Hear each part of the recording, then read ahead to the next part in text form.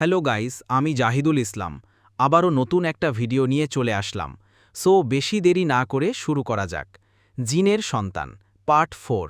কিন্তু অবাক করা বিষয় হলো, আমি ওর মুখ দেখতে পাচ্ছিলাম না। কথা বলতে পারছিলাম। আমি কথা বলতে পারায় ওকে বললাম, কে তুমি? আমার কাছে আসো কেন? আমার কথায় ও বলল, আমি একটা পরী।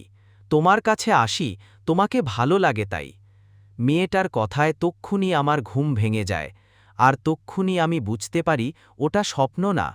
কারণ ঘুম ভেঙে যাওয়ার পর আমি অনুভব করছিলাম মেয়েটা আমার মাথায় হাত বুলিয়ে দিচ্ছিল। আমি চোখ খুলতেই ও দ্রুত সেখান থেকে চলে যায়। আর তক্ষুনি আমি তাড়াহুড়ো করে বাইরে গিয়ে বলি, শোনো, যেও না, আমি তোমার সাথে কথা বলবো। কিন্তু আমার কথায় সেই পরী আমার সামনে আসে না।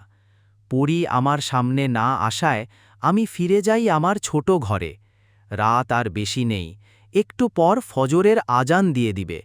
এই ভেবে বাকি রাতটুকু আর না ঘুমিয়ে লাইট হাতে সকাল পর্যন্ত পুকুরটা পাহারা দেই। সকাল হতেই চলে গেলাম বাড়িতে। বাড়িতে গিয়ে হাত মুখ ধুয়ে মায়ের সাথে খাবার খেতে বসলাম।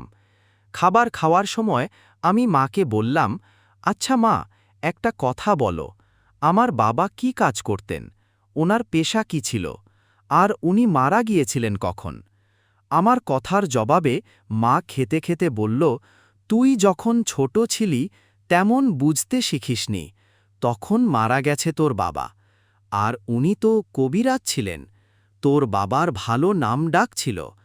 তা বাবা, হঠাৎ এই কথা জিজ্ঞেস করলি যে? আর কি চলবে? ফটাফট লাইক, কমেন্ট, শেয়ার করুন। নতুন নতুন ভিডিও পেতে চ্যানেলটি সাবস্ক্রাইব করুন।